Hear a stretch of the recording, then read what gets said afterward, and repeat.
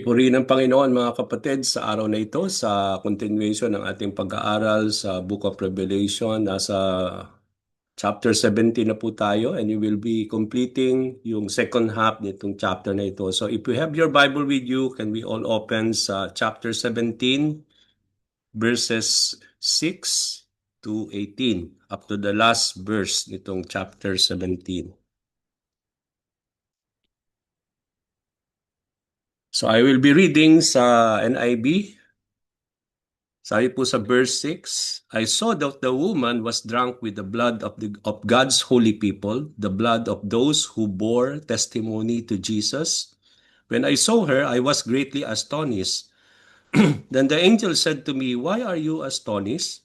I will explain to you the mystery of the woman and of the beast she rides, which has the 7 heads and 10 horns. The beast which you saw once was, now is not, and yet will come up out of the abyss and go to its destruction. The inhabitants of the earth, whose names have not been written in the book of life from the creation of the world, will be astonished when they see the beast, because it once was, now is not, and yet will come. This calls for a mind with wisdom. The 7 heads are 7 hills on which the woman sits. They are also 7 kings, 5 have fallen, 1 is, and the other has not yet come. But when he does come, he must remain for only a little while. The beast who once was, and now is not, is an 8th king. He belongs to the 7 and is going to his destruction. The 10 horns you saw are 10 kings who have not yet received a kingdom, but who for 1 hour will receive authority as kings along with the beast. They have one purpose and will give their power and authority to the beast. They will wage war against the Lamb, but the Lamb will triumph over them because he is the Lord of lords and the King of kings, and with him will be his called, chosen, and faithful followers. Verse 15. Then the angel said to me, the waters you saw where the prostitute sits are peoples, multitudes and nations and languages. The beast and the 10 horns you saw will hate the prostitute. They will bring her to ruin and leave her naked. They will eat her flesh and burn her with fire. For God has put it into their hearts to accomplish his purpose by agreeing to hand over to the beast the royal authority until God's words are fulfilled. The woman you saw is the great city that rules over the kings of the earth. So purihin ng Panginoon sa kanyang mga salita this day. So last week, diniscuss natin po yung unang part nitong chapter 17 from verses 1 to 5 regarding the prostitute woman being referred here as Babylon the Great. At sa ating pong pag-aaral mga kapatid, napag-aralan natin at nalaman natin how John was called by the angel, one of the angel who poured out the bowls, who had the 7 bowls to come with him, and the angel showed John the punishment of the great prostitute who sits by the many waters. Itong many waters na ito is symbolized and referred to the peoples, multitudes, nations, and languages. So it means to say Babylon the Great, who is symbolized here by the woman, will influence, makikita natin dito, will be influenced by its worldly system, and it will be at makikita natin yung global scope ng impact nito will be for all people, multitudes, nations, and languages. So with the prostitute's woman, seductive influence, dahil meron siyang seductive influence, just like a prostitute woman, kings of the earth, nakita natin that kings of the earth will commit adultery, and inhabitants of the earth were intoxicated with wine of her adulteries. Ibig sabihin nito mga kapatid, yung mga leaders ng mga nations, yung mga inhabitants of the earth will be influenced by the woman, leading to physical and spiritual corruption. At pagkatapos nun, the angel carried John in the spirit into the wilderness. Sinisimbolize ito ng spiritual barrenness, that during the time when the Antichrist will rule and this worldly, corrupt, and idolatrous system will be governing the whole nation, it will be full of spiritual barrenness, Kaya doon natin makikita yung symbolism of wilderness as the angel carried John, no? There he saw a woman sitting on a scarlet beast that was covered with blasphemous names. The beast had 7 heads and 10 horns. Ang ibig sabihin niyan, dinidescribe dito of the beast, no? The description of the beast points to the Antichrist, and its scarlet appearance, nire-reflect nito yung wealth, yung violence, and bloodshed. So, ibig sabihin niyan, mga kapatid, during the reign of the Antichrist, with this political system, no, itong corrupt and political and idolatrous religious system na mag-govern throughout the land under the rule of the Antichrist, makikita natin dito, it will be full of wealth, no? Characterize nito yung full of wealth, violence, and bloodshed. The woman sitting on the beast means that the corrupt world system exercise its influence over the Antichrist. That even yung worldly system na ito will be influenced, no, will influence the Antichrist, no, at doon natin makikita, kaya makita natin dito that the woman is sitting upon the beast, no, ibig sabihin pati siya will be under the control, no, at influenced by this worldly system. So he will be influenced under the spirit of adultery and idolatry. Sitting, ibig sabihin ng sitting doon, when sinabi doon sa ating pong pag-aaral that the woman will be sitting on the beast, ibig sabihin yung sitting doon implies control or alliance. There will be union, no, under this influence of the system and under the rule of the Antichrist, magkakaroon po ng confederation, no, magkakaroon ng alliance, no, under the control of the system, under the control of the Antichrist, at magkakaroon po ng cooperation, no, between nations, at magkakaroon ng political religious cooperation or alliance leading to the whole world to be seduced, no, magkakaroon ng seduction, at they will be influenced with moral and spiritual corruption. At yung scarlet beast was covered with blasphemous names, sabi doon. He will commit blasphemy against God. He had 7 heads and 10 horns, referring to the kings. Mamaya pag-aaralan natin yan kasi binigyan din ng interpretation ng Book of Revelation. Ano bang ang sinisimbolize ng 10?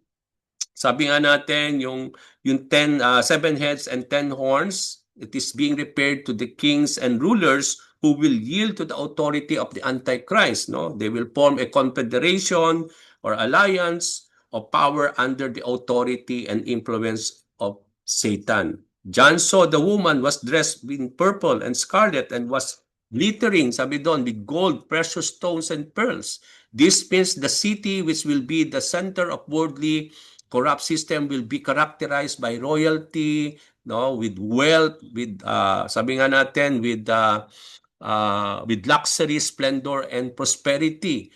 Kaya dito natin makikita na kaya dahil dun sa ganong klaseng karakteristik, madali i-seduce ang tao, yung mga leaders at that time, no, magkakaroon ng, because of the extravagant display, ito'y maglilid para yung lahat ng mga tao, lahat ng mga bansa, including leaders, will be influenced and seduced by this characteristic, no?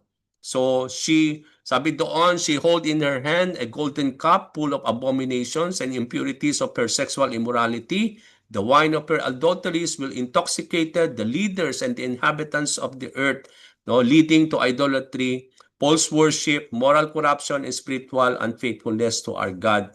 The name written on her forehead was a mystery. Her name will be Babylon the Great, the mother of prostitutes and of the abominations of the earth. This means that she will be the fountainhead of spiritual unfaithfulness. Rulers and nations and people abandon true worship for idolatry and compromise, committing abomination against God. So siya yung magiging source, no? Dahil siya yung magiging mother of prostitution, so magiging fountainhead siya ng spiritual unfaithfulness, no, wherein nations and rulers will abandon true worship at magkakaroon po ng idolatry, magkakaroon ng compromise, at ito ay magdadala sa atin to abomination against God, no? As we pick up today, no, as we continue our second half of chapter 17, makikita natin dito, John again saw another image or vision sa verse 6, no, as the angel um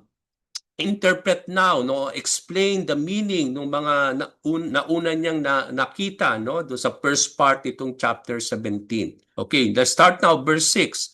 I saw that the woman was drunk with the blood of God's holy people, the blood of those who bore testimony to Jesus. When I saw her, I was greatly astonished.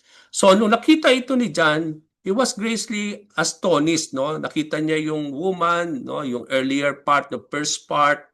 No, makita natin dito nung nakita niya yung woman, no, yung he was filled with gold, precious stones and pearls, no, he was dressed in scarlet, no, sabi doon, and sabi nga natin, no, makita natin dito that he was dressed with purple and scarlet, no, and he was glittering, sabi doon, with gold. And then later on, he was able to see that he was drunk with the blood of God's holy people. And when he saw that, he was greatly astonished.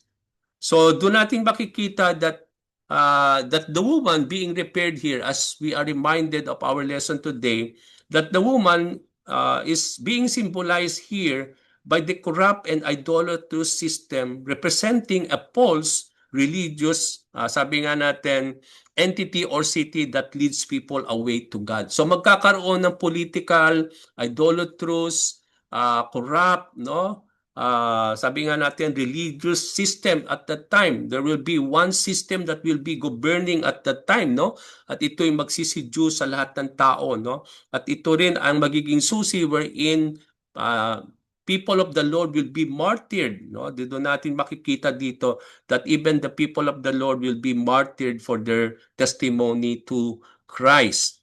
So John saw that the woman was drunk with the blood of the saints and witnesses for Jesus. Ang tinutukoy dito na saints are the God's holy people who firmly hold to their testimony, even sabi nga natin, even their faithfulness will cost their lives, no? So doon natin makikita that even in chapter 6, kung matatandaan ninyo, no, these people who were being martyred are really sabi nga natin, asking the Lord, no, when it will be the Lord will vindicate, no, there will be God will exercise his judgment for those who have done these things to them, no, kung matatandaan ninyo. So dito natin makikita that the woman was intoxicated with the blood of God's holy people.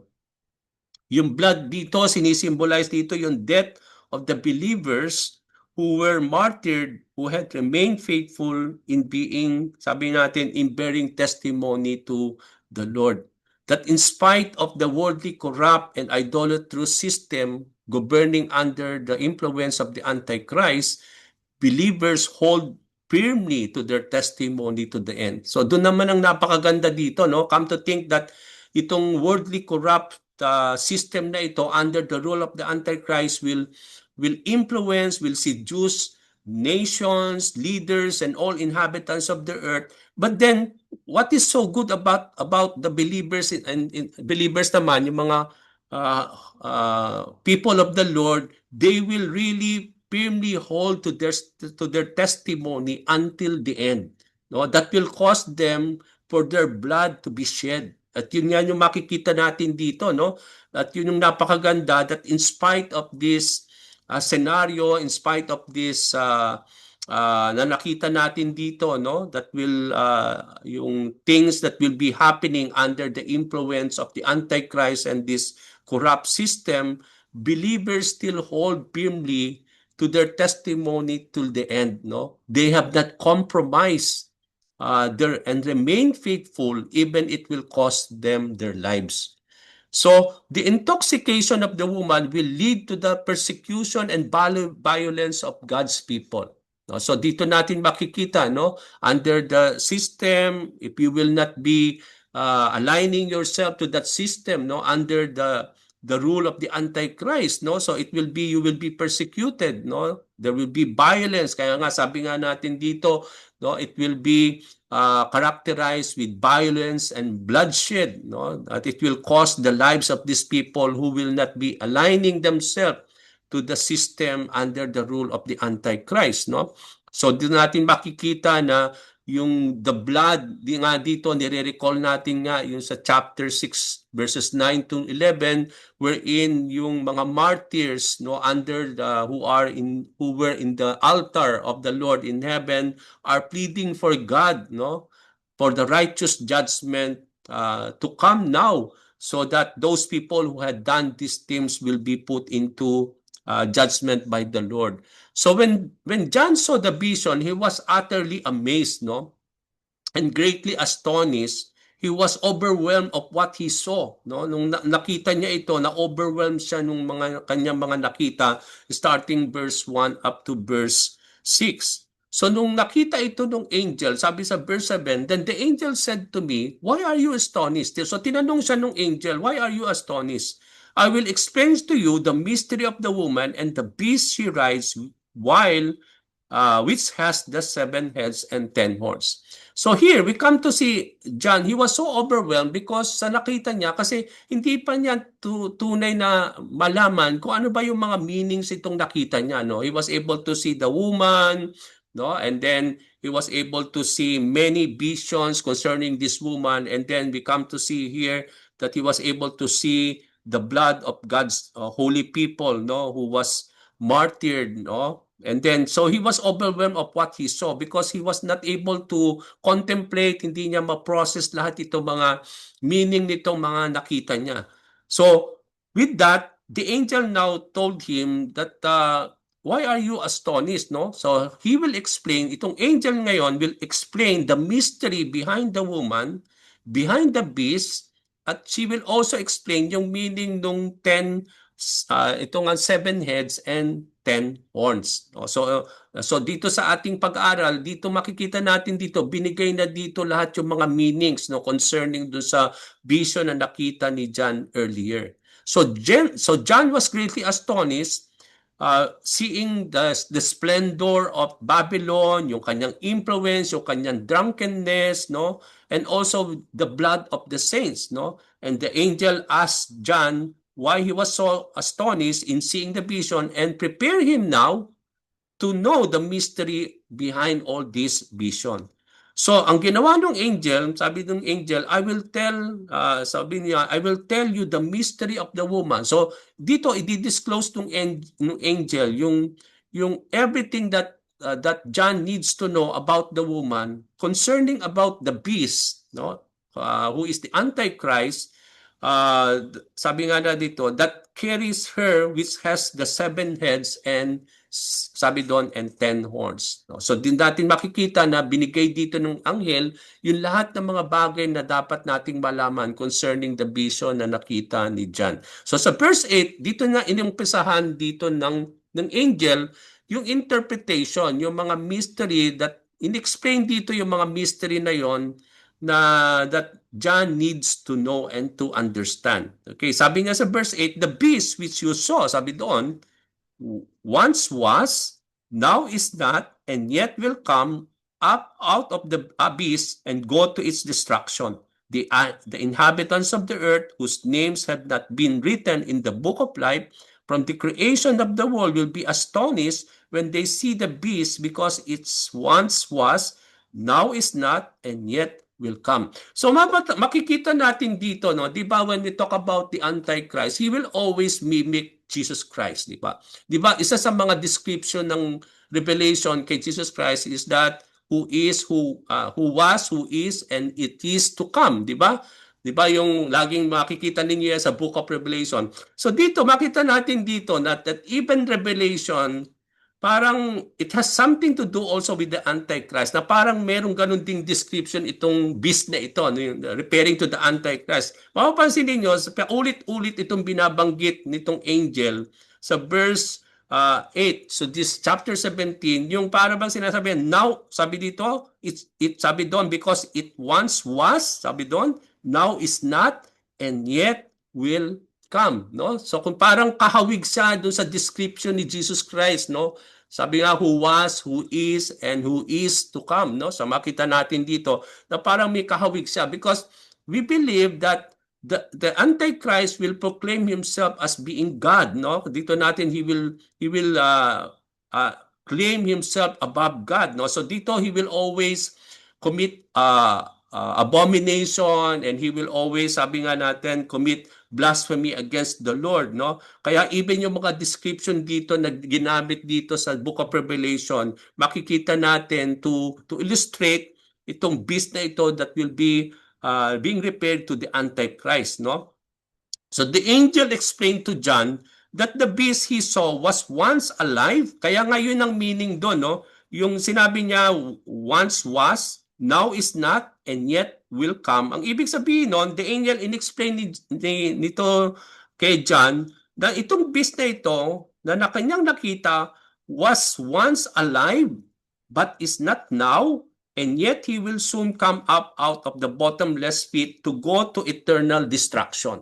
So matatandaan natin that even the Antichrist will mimic the death and the resurrection of Jesus Christ, no? Dito nga sinasabi dito, sabi dito was once alive, no, but is not now, no? Sabi dito, and yet he will soon come up out of the bottomless pit to go to eternal destruction.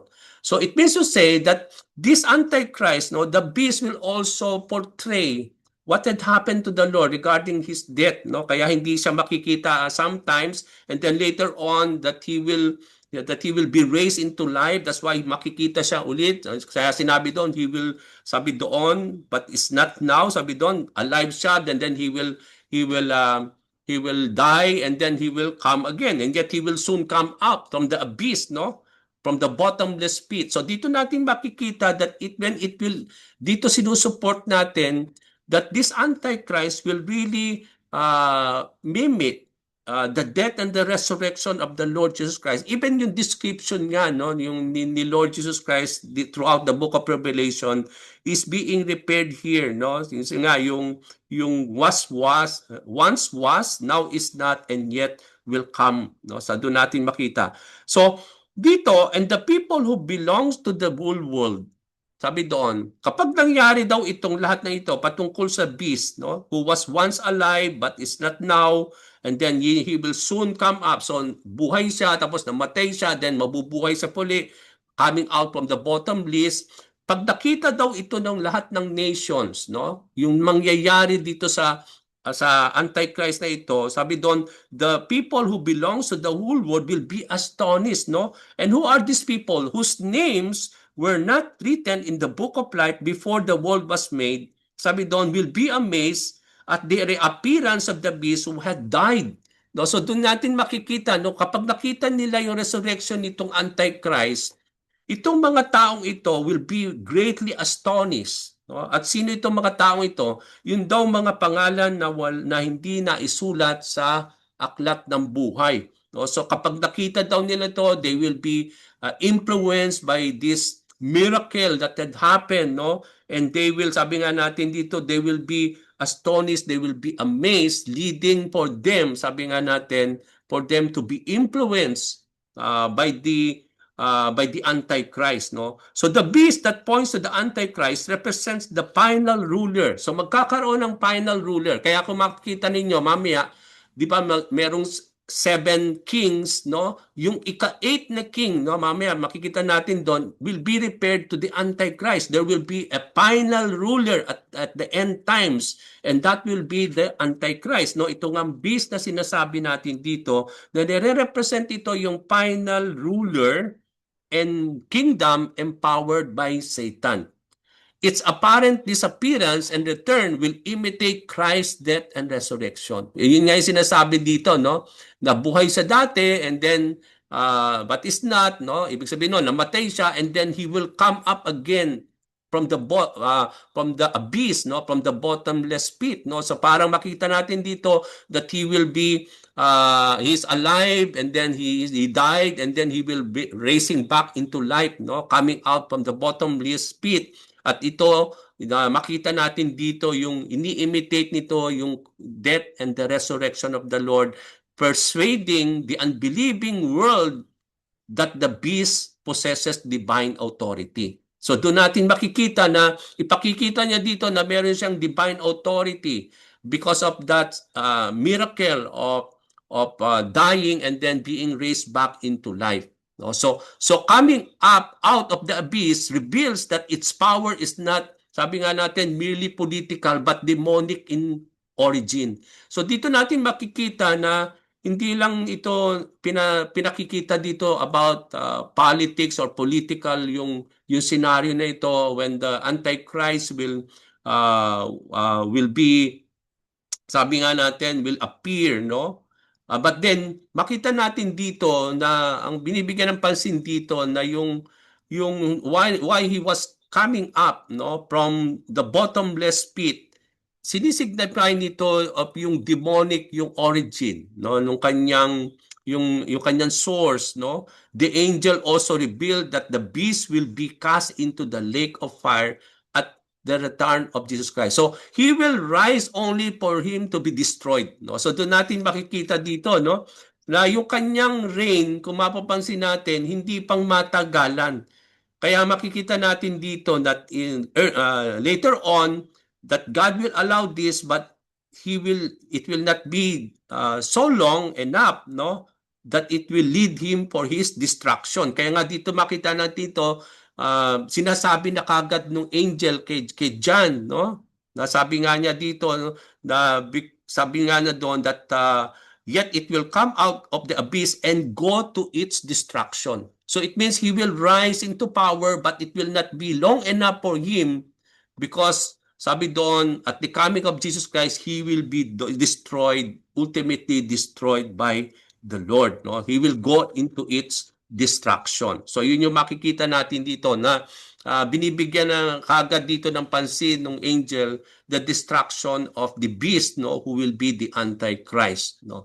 So dito natin makikita dito na those who dwell on the earth, whose names were not written on the book of life, will be captivated by the beast's restoration, no? And they will follow the Antichrist in deception. So they will be deceived, no, by this miracle, no? Nung makikita nila, kaya nga they will be greatly astonished, no? Kaya dito they will be influenced, they will be deceived by this miracle that will happen to this Antichrist, to the beast, nung siya'y marirestore back into life. Okay? Now, let's go to verse 9 and 10.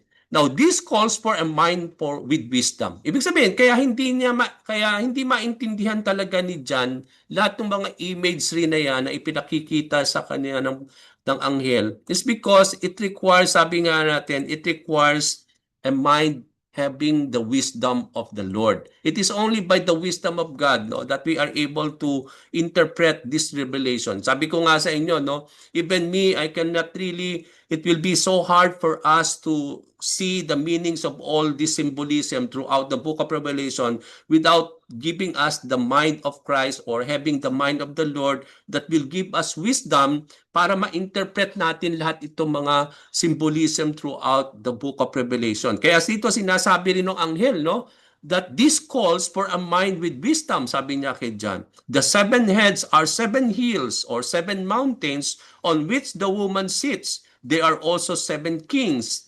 5 have fallen, 1 is, the other has not yet come, but he does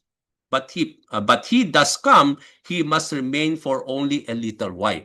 So dito natin makikita, no, that it requires really wisdom from the Lord for us not only to understand chapter 17 but throughout the chapters of the book of Revelation. No? Kailangan natin yung wisdom of the Lord to know and to understand all the symbolism behind this book of Revelation. So dito rin, binibigyan na naman ng interpretation ng anghel.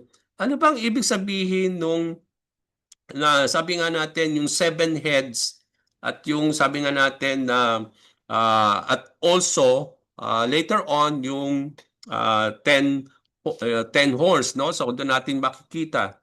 And so dito, makita natin dito na in-interpret muna ng angel, sino ba itong 7 heads na ito? Ano ba yung tinutukol na ito? Na yung beast daw, yung woman who is sitting on the beast, no? Yung woman, yung corrupt system will be influenced, it will influence the Antichrist, and this Antichrist, who is the beast, have 7 heads and 10 horns. Now, ininterpret dito na yung 7 heads pala are 7 hills or 7 mountains, no? At ano itong 7 hills na 7 mountains? So, sinabi dito din ng anghel that they are also 7 kings. So, itong mountains na ito, no, is being referred to 7 kings, no? At dito, yung out of that 7 kings, sabi ng angel, 5 have fallen, 1 is, the other has not yet come, but he must remain for only a little while. Okay? So the angel told John that the meaning of symbolism behind the beast requires a mind of wisdom. God-given discernment is necessary to understand revelation symbolic visions. No? So, kailangan natin talaga yung discernment from the wisdom of the Lord para mapuli understand natin itong mga symbolic visions na ipinakikita din sa atin ng Panginoon. Even John saw it, no, in his vision. So wisdom recognizes that the image reveals real spiritual conflict, no? Divine judgment and final collapse of human power organized in rebellion against God. Ipinakikita dito yung out of that spiritual conflict, no, that but then there will be the judgment of the Lord, and there will be the final destruction or collapse of human power organized in rebellion against the Lord. So sa 7 heads are 7 mountains on which the woman sits. Sabi doon, the 7 heads represent 7 kingdoms or powers, symbolizing completeness or fullness of worldly power and authority. Dahil para siyang mountain, no? It is full of power and authority. Hinalintulad siya sa parang isang bundok or isang hill. Kaya inilarawan dito that this woman is sitting on these mountains, no? Kaya dito natin makita that even these 7 kings will be influenced by this corrupt system, no, during their reign, o nitong mga powers na ito, symbolizing yung completeness and fullness nitong kanilang worldly power and authority. So the woman sits on the 7 mountains mean that the Babylon the Great has influence over the 7 kingdoms. So doon natin makita itong 7 kingdoms na ito, no, na hindi sabay-sabay nag-reign. No, makikita natin dito sila'y na-influence nitong worldly system na ito. Na itong corrupt system na ito na mangyayari sa Book of Revelation at the coming of the Lord, hindi lang doon yun mangyayari. Even in our time today, kitang-kita na natin yung corrupt system na yan nag-govern sa buong mundo. No? Kita na natin ngayon, even today, even sa mga past history of this kingdom na bibigyan natin ng pansin mamaya, sino itong 5 na ito that have already fallen, na ibig sabihin, nangyari na itong mga empire na ito, nitong mga yun, nung mga panahon na yon that they are reigning in power and authority, they are also influenced by this worldly corrupt system that is against God, no, leading to the rebellion against the Lord. Okay, so doon natin makikita, no, na itong system natin na nakikita natin dito sa Book of Revelation, it is already there since in the beginning. Na ipinakikita dito that ang culmination nito will happen until the coming of the Lord Jesus Christ, no? So dito, the 7 heads are also 7 kings, no? 5 have fallen, 1 is, and the other has not yet come. So sinasabi din ng anghel, out of the 7 power or empire, 5 is already fallen. Okay? It means to say they are already history. Nangyari yon in the past. It means, meron naman na tinutukoy 1 is, sabi doon, the other, okay? Yung isa, it is ongoing now, sabi niya, the other has not yet come. So sinasabi dito, out of the 7 kings who will form alliance, no, under the rule of this corrupt system, no, this corrupt system, yung Babylon, mag-i-influence nila, i-influencehan niya lahat itong mga empire, itong power na ito, yung rule na ito, ng mga powers and kings na ito, no. At sabi doon, 5 daw has already fallen, ibig sabihin, it is already done in the past, but then they are also influenced by this Babylon, no? Systematic, sabi nga natin, influence, no? Na makikita natin dito. And then, merong isa that is already ongoing, and then after that, there will be someone who will come, no? After the one that is ruling at the time, at the writing of the book of Revelation by John. Okay, so alin dito yung 5 kings that had fallen? Ano yung 5 empire na that have already fallen under the influence of this worldly corrupt Babylonian system or spirit?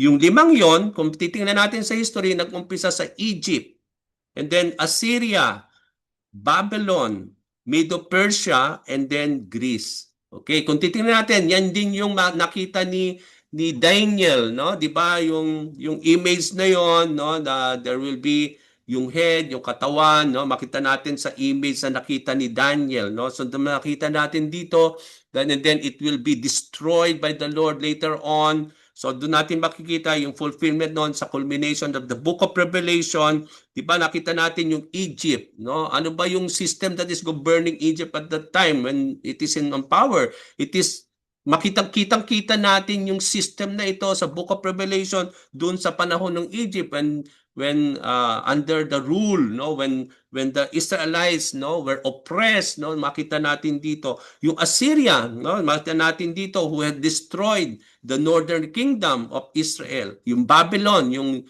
kingdom of Judah, di ba?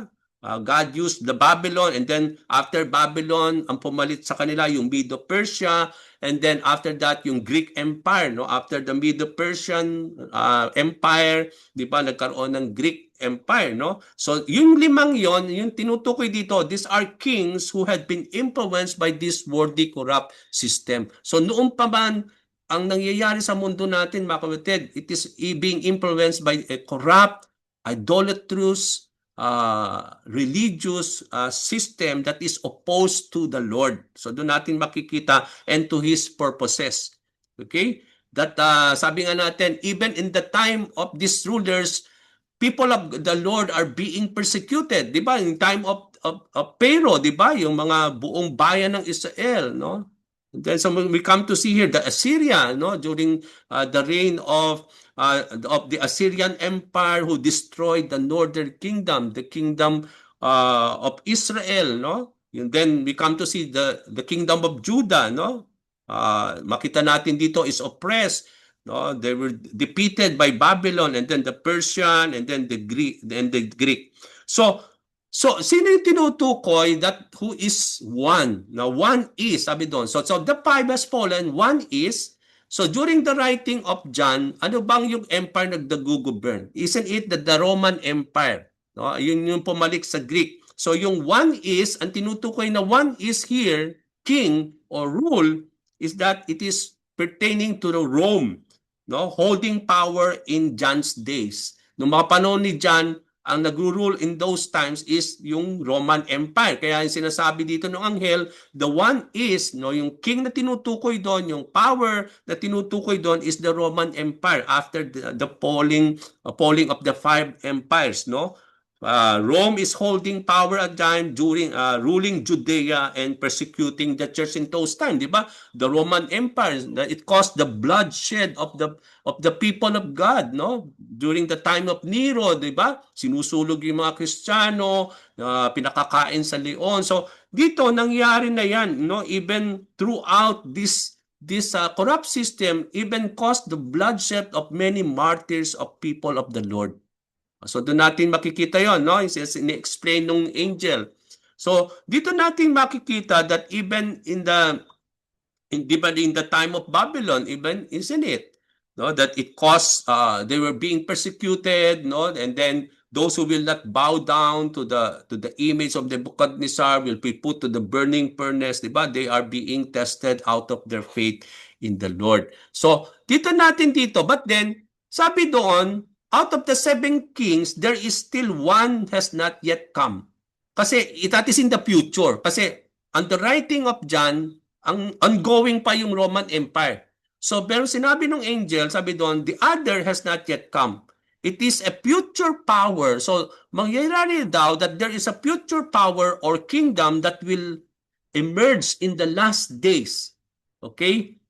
Under the rule of the under the rule of the Antichrist. The final kingdom will arise in the future as part of the beast end time system. So dito na mangyayari that there will be also a king, no, that will come soon, sabi doon, na sinasabi nga natin dito, no, na that will come soon in the future, that will emerge in the last days under the rule of the Antichrist, no. Ito ang final kingdom na ito will arise, no, as part of the beast end time system. So this power that will come, no, at the end times will also be influenced by the sabi dito nitong corrupt system na ito, no.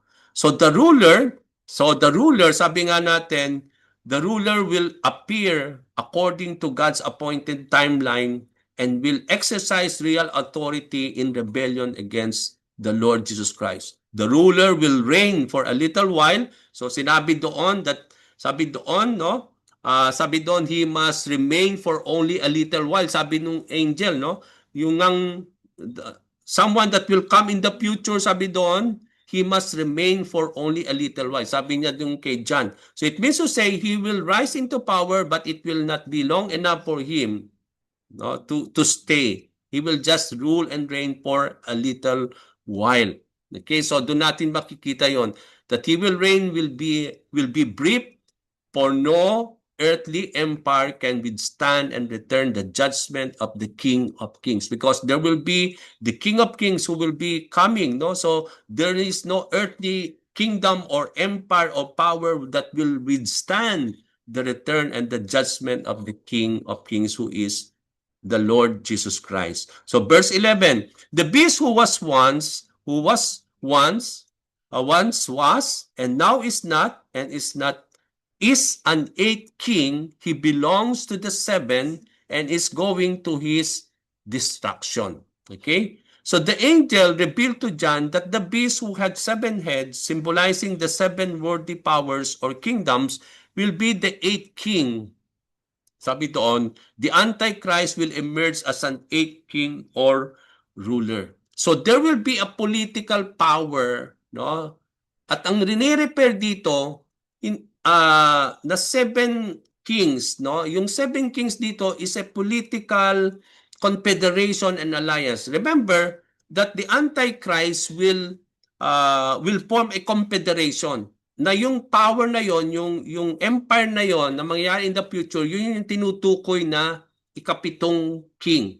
But then there will be the 8 kings. So there will be 7, no, but there will be 8 kings, no. Yung ika-7 kings doon, yung tinutukoy doon yung kingdoms, the 7 kingdoms, no? The 7 empire, no? Yung Egypt, Assyria, Babylon, Medo-Persia, Greece, and Roman Empire. And then there will be another kingdom in the future that will be a kingdom governed by an alliance of nations, di ba? Magkakaroon ng alliance against God. So yun yung tinutukoy na 7 kings doon, no? Yung 7 kingdom. But then out of that, there will be 8, sabi doon, there will be yung ikawalong hari, no, sinasabi dito. And then, who is that 8th king? It is being repaired now to the beast, no? And this beast is the Antichrist. So, he will continue what the 7 kings culminated. So, itutuloy nitong beast na ito, yung everything that has been culminated, no, na magkakaroon ng final intensified manifestation of rebellious authority. His reign will gather political power. No, kapag nag-rise itong beast na ito, yung Antichrist, igagather niya yung political powers, no, magdidemand siya ng worship and wage war against God's holy people, because Christ established before Christ establishes a kingdom. So, doon natin makita that the Antichrist will rule. No, he will demand worship at that time. Kaya people of God will be persecuted, no, because he will claim himself as being God, and then he will establish the image of the beast, no, and then for them to worship this image, no, and then those who will not worship the beast sabi nga na, the image of the beast will be persecuted and they will be martyred, sabi nga natin. So, dito, itutuloy lang nitong 18 na ito yung what had happened. No? The Antichrist will embody the same arrogance. Yung nakita natin ng arrogance ng mga ni Pharaoh in the time of Egypt, yung idolatry in those times, in those empires, no? It will be continued only at to the last end. I-embody niya yung the same arrogance of these kingdoms, no, yung idolatry, yung hostility nitong seven kings or seven powers, no, or empires. But the angel told John that the beast as the Antichrist who will be the eighth king is going into destruction. No, di ba? It will be destroyed, no? That even though he will come up from the bottomless pit, but he will go to destruction. So he will rule only for a little while, but then at the end, no, he will be destroyed by God. So the beast's apparent triumph will end under God's judgment, leading to his destruction. The beast who is the Antichrist and the false prophet will be thrown alive in the lake of fire at the return of Jesus Christ. Now, makita natin yan sa mga succeeding nating mga chapters na pag-aaralan after chapter 17. So they will be thrown into the lake of fire at the coming of Jesus Christ.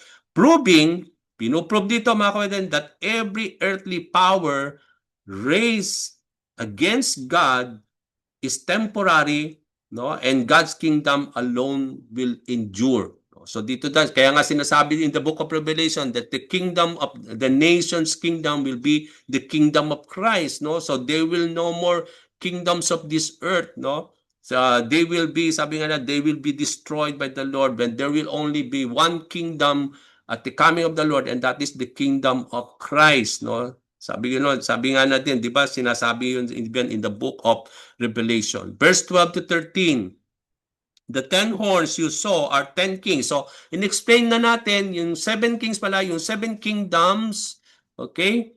One will happen at the end times, no? There will be a political kingdom, an alliance and confederation of all the nations, rulers, under the rule of the Antichrist, no? But then there will be also 10 kings, no? Yung 10 horns naman will be, sinisimbolize ito, are 10 kings who are not yet received a kingdom, but who for 1 hour will receive authority as kings along with the beast. They have one purpose and will give their power and authority to the beast. So, dito natin makikita that ito nga yung 7th kingdom na mag-a-arise at the end times.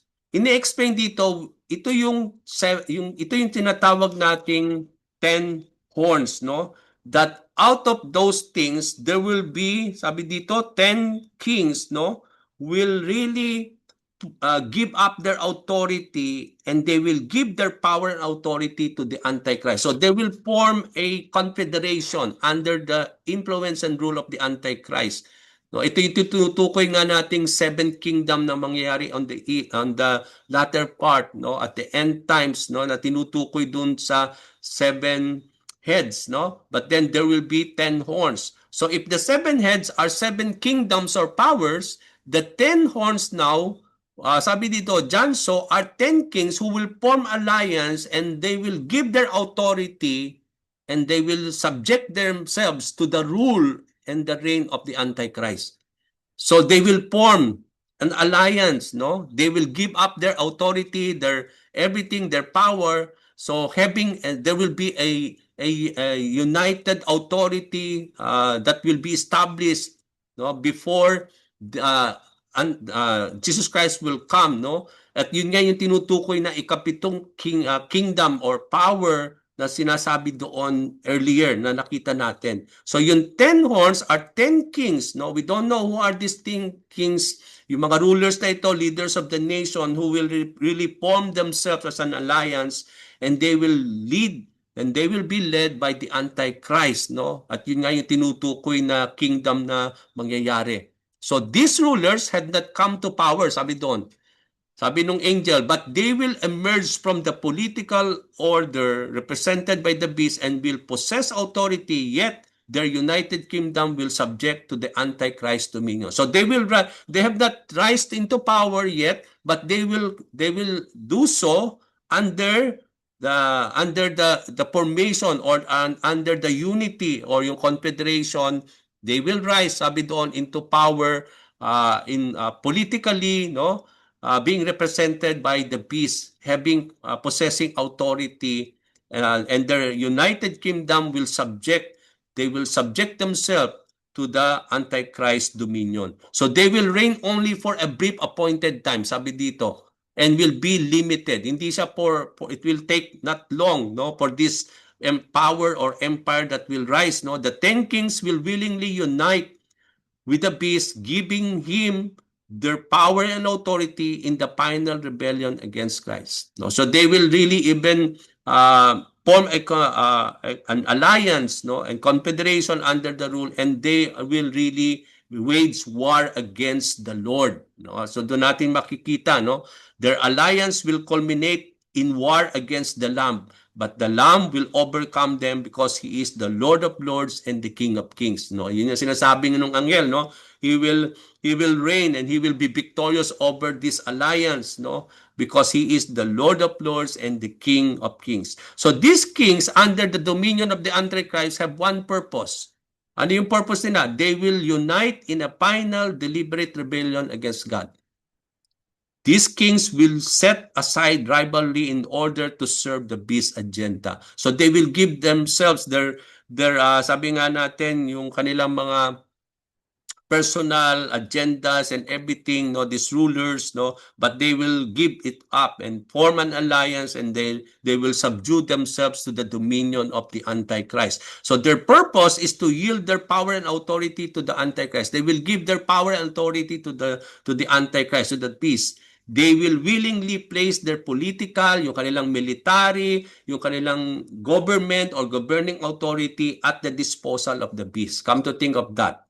So the beast will gather the nations under a single anti-God rule and system. So yun yung mangyayari dito, no? There will be an anti-God rule and system na hindi lang mangyayari at the end times, but it is already happening even in the beginning during Egypt and Assyria and Babylon is already there, no? Para bang itutuloy lang yon mga nangyayari. No, even that explains itself. Sabi ko nga kanina na itong sabi nga natin anti-God rule or system is already governing our world today. That is there already, even our time. Magpapatuloy lang yan until the end, no? So the kings who empower the Antichrist will join him in war against Christ. So yun yung makikita natin dito. So the verse 14, they will wage war against the Lamb, no? But the Lamb will triumph over them because He is the Lord of Lords and King of Kings, and with Him will be His called, chosen, and faithful followers. So the kings and the beast will form an alliance and wage war against Christ, no? Jesus will defeat them, no? They will defeat every power against Him, and the Lamb will triumph over them because Jesus is the Lord of Lords and the King of Kings. So all human rulers, spiritual powers, and earthly kingdoms remain subject to the dominion of Christ, no?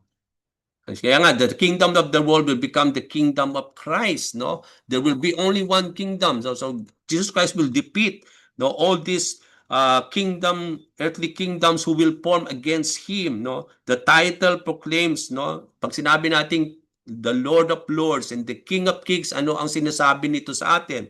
Yung title na yun, pinoproclaim yung absolute sovereignty of Jesus Christ. No, He will be, doon natin makikita that if He is the sovereign Lord, the Lord of Lords and the King of Kings, so He has the sovereign control of everything. No, He will be accompanied, sabi doon, by His called, chosen, and faithful ones. Sino yun? Who will accompany Jesus Christ at His coming? These are the followers of Christ or believers who are called by God, chosen for His purposes, and remain faithful to the Lord. So they will share in Christ's victory and reign with Him at the triumph and victory of the Lord. So dito natin makikita ngayon that all those believers in the Lord who are identified here will share in that victory. who will share in the triumph of the Lord, no? Who will reign with the Lord when He will be reigning, no, here on earth during the millennial reign of Christ, and even after that, no? So dito natin makita, dito nire-reveal dito yung believer's identity. Ano ba yung identity natin? Na dapat yun yung isa-isip, isa-puso ng bawat isa. That you have been called by God, that you have been chosen by the Lord for His purposes, that you are called to be faithful to the end. Yun ang identity natin dito, na binibigyan pansin dito ni Lord. And if we will remain with that identity, sabi doon, we will share in the triumph of the Lord when Jesus Christ will come. No? We will share in that victory of the Lord, in His reign, sabi doon. And who will be sharing that? Those who have been called by God, chosen for His purposes, and remain faithful and loyal to the Lord. Okay? So verse 15, then the angel said to me, the waters you saw where the prostitute sits are peoples, multitudes, nations, and languages. So nakita ni John nung earlier that this woman is sitting on many waters, di ba doon sa verse 1, no? So hindi pa niya alam yung ano no, dahil na-astonish siya, no, hindi naguguluhan siya so what he was seeing. So he was overwhelmed but he was seeing, but then the angel now is starting to disclose now the meaning. Ano daw yung meaning noong many waters wherein the woman was sitting? Okay, sabi dito ng angel, yung waters that you saw wherein the woman was sitting are yung mga peoples, multitudes, nations, and languages. It means to say, itong worldly system na ito, yung woman prostitute na sinisimbolize ng corrupt, worldly, idolatrous system will influence peoples, multitudes, and nations and languages. Okay? So many waters upon which the woman or Babylon sits represents people, multitudes, nations, and languages, sabi doon. The influence of the worldly, corrupt, and idolatrous system na noong pa man in the beginning, no, sa Egypt, sa Assyria, Babylon, Medo-Persians, no, Greek, Roman, and even to the coming future empire to the end, no, sabi doon, it's already there, no? It is already influencing the people, no, mga kapatid. And even more, the more will happen before the coming of Jesus Christ. No? They will influence all inhabitants of the earth. All people will be influenced and intoxicated by a corrupt system marked by spiritual unfaithfulness. So yun yung makikita natin, luxury, persecution, and rebellion against God, which is happening now even in our time today, mga kapatid. Babylon's deception will extend across ethnic, national, linguistic boundaries. So walang matitirang boundary, no? Lahat, even yung mga boundaries of languages, no, it will be influenced, no, how many languages we have all over the world, they will be also influenced. Nations, tribes, multitudes of people, sabi doon, will be influenced by this wine of adulteries, no, itong sabi nga natin, masiseduce sila nitong worldly system na ito, and they will be influenced, no, by this corrupt system. And they will be deceived. So Babylon's deception will extend across ethnic, natural, and linguistic boundaries, drawing humanity into allegiance with the system under the rule of the Antichrist, which is opposed to the Lord. So they will be under the rule also. They will be deceived by the Antichrist and with this political power that will arise at the end, no? The confederation of nations that will happen at the end. So verse 16, so the beast and the 10 horns you saw will hate the prostitute. Later on, no, this beast and the confederation of rulers and power, they will abandon later on this system. Okay, yun yung prophecy na sinasabi ng angel.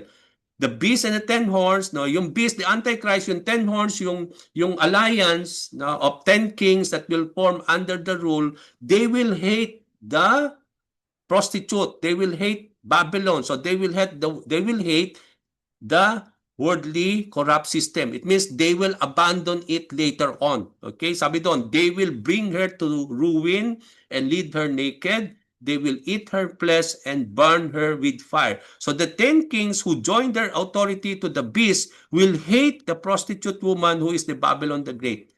The rulers who have nag-benefit dun sa system na yon during the reign, sabi doon, nag-benefit sila sa worldly, corrupt, religious, economic, political system will turn from its influence and becoming instrument of God's judgment. So dito makita natin, kitang-kita natin yung hand of God.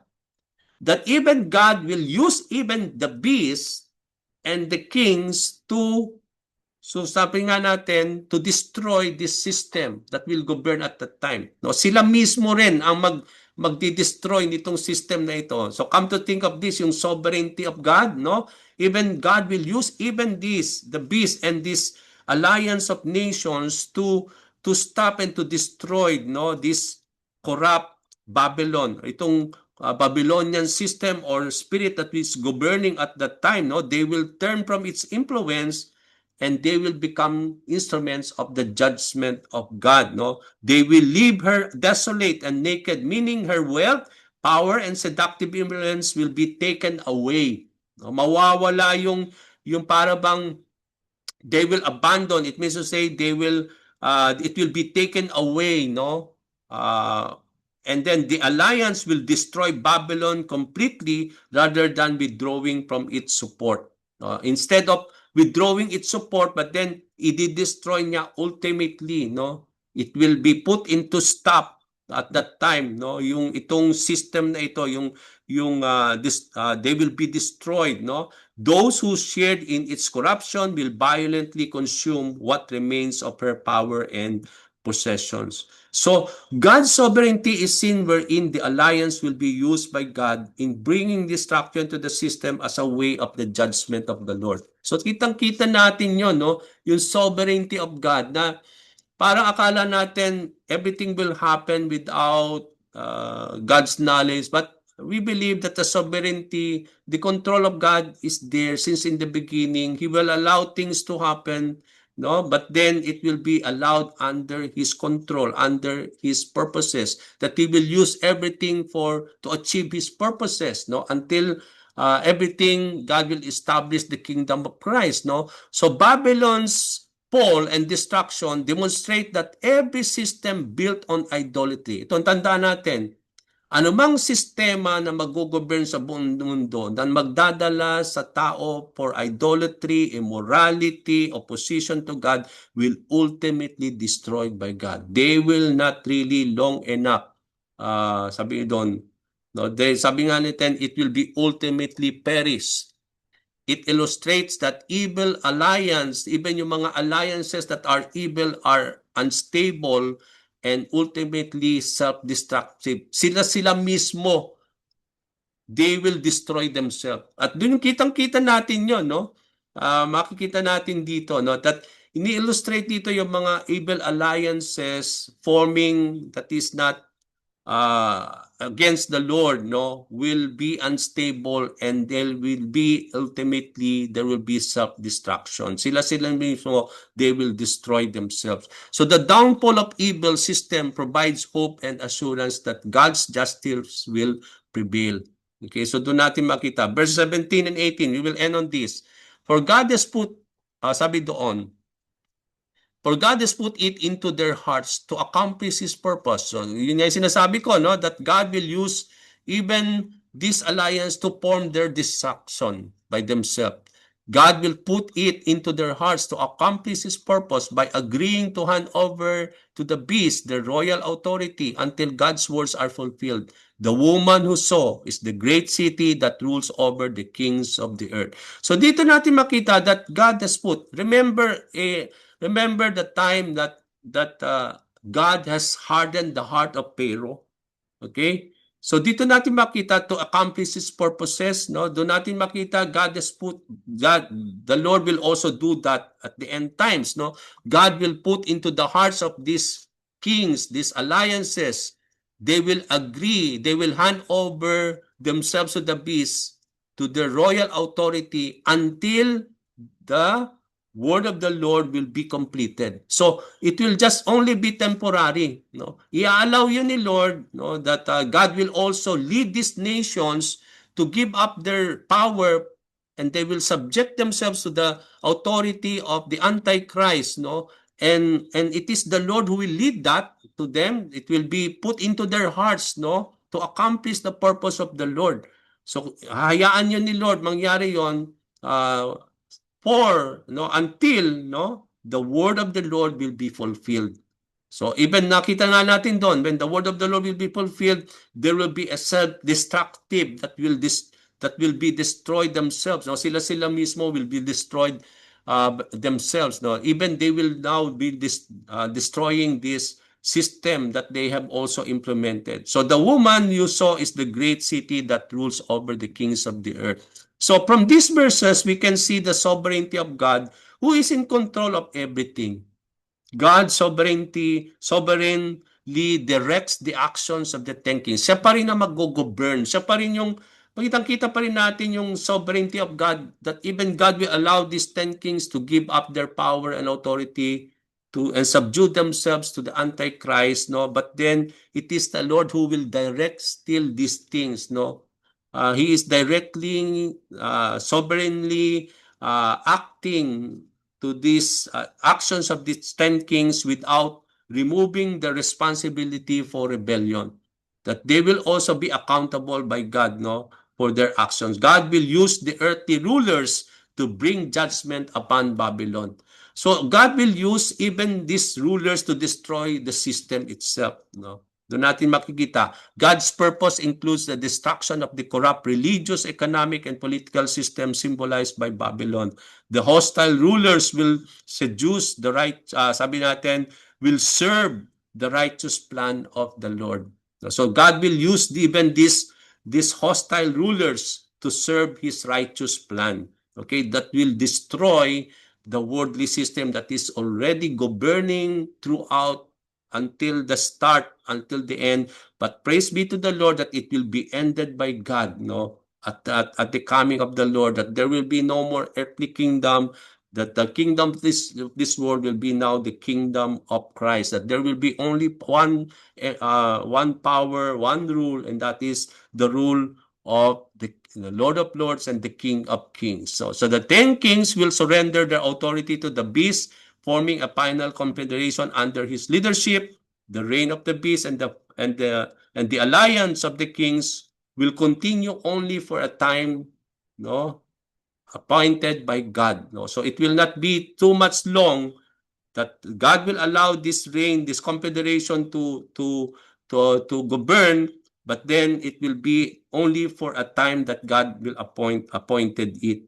Every prophecy concerning Babylon's fall, so it will be the beast defeat, no? Sabi doon, hindi lang pinoprophesy ng anghel yung destruction of this system, itong Babylon will fall. Starting verse chapter 18 to 19, makita natin na i-destroy ni Lord makita natin dito yung destruction of Babylon. So dito pinoprophesy na nung anghel yung destruction of Babylon, yung ultimate defeat of the beast. Diba? Even binanggit na yon, no, that he will rise, the Antichrist will rise, he will come from the bottomless pit, but he will be also be led to destruction. So dito makita natin dito na yung fall of Babylon being prophesied by the angel, yung defeat of the Antichrist, and then Christ's victorious kingdom will be fulfilled exactly as God has declared. Okay, so praise be to the Lord, no, as we are ready to completed itong chapter 17. So let me now stop this recording and then I'll bring this